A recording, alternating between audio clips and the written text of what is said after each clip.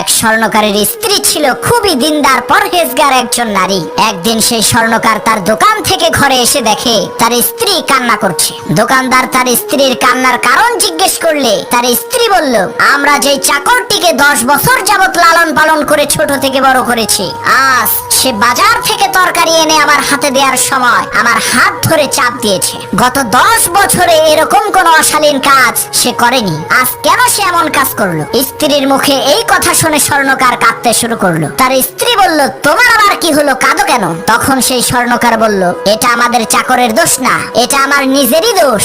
আজকে এক সুন্দরী মহিলা আমার দোকান থেকে চুড়ি কিনতে এসে হাতে পড়তে পারছিল না, তখন সে আমাকে চুড়িটা পরিয়ে দিতে বলে। আমি তার হাত ধরে দেখি তার হাতটা খুবই মসৃণ আর তুলতুলে, তাই খারাপ নিয়তে আমি তার হাতটা ধরে একটা চাপ দিয়েছিলাম। আমার এই অপকর্মের কারণে আজকে আমার বিশ্বস্ত চাকর তোমার সাথে এমন আচরণ করেছে।